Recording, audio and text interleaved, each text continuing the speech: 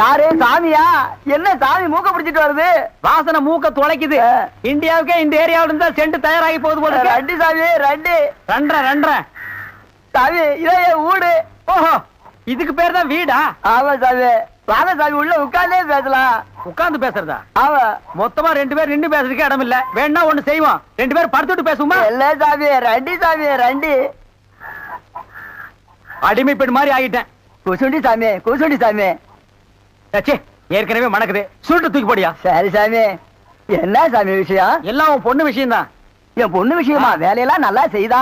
வேலை பெரிய வேலை பார்த்துட்டான். என்ன சாமி மறைச்சு மறைச்சு அது பேசுது? ஒண்ணு இல்ல, நம்ம தியேட்டர்ல முழு டிக்கெட் குடுக்கறானே ஒரு அரை டிக்கெட், அவனுக்கும் உன் பொண்ணுக்கும் லைட்டா லவ். பயமுடா, என்ன கத்துற? என்ன சாமி அபாண்டமா பேசுது?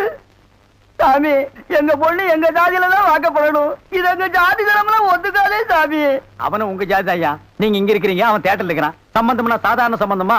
கவர்மெண்ட் ஜாப், கை நிறைய காசு, அப்புறம் போனஸ் புண்ணாக்குன்னு பின்னால எவ்வளவோ வரும். அது மட்டுமா, அவன் டிக்கெட் கொடுத்தா தான் ஜனங்களே உள்ள வருவாங்க.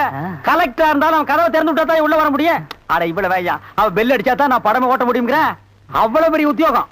ஏன் சாமி, அந்த டிக்கெட் கொடுக்குற சாமி இந்த கல்யாணத்துக்கு ஒத்துக்கிடுமா சாமி? அவன் ஒத்துக்க மாட்டான், அவனுக்கு நிறைய ஆஃபர் இருக்கு. அவனை நைஸா நம்ம தான் மடக்கணும். நீ என் கூட வா, நான் ஐடியா கொடுக்குறேன். சாமி சாமி தடுக்குது சாமி. சம்பந்தமே வந்துட்டு வெறுவைத்தோட போக கூடாது. காசு சாப்பிட்டு போங்க. உன் வீட்டுல காப்பியா வேணாம் ஐயா. அதெல்லாம் ஒண்ணு இல்ல சாமி, வெறுவைத்தோட போக கூடாது.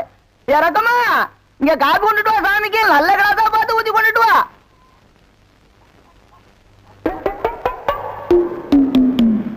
இதுதான் நல்ல கிளாஸா? சாமி இதான் என் மூத்த பொண்ணு. சாமி கல்யாணம் ஆயிடுச்சுங்களா?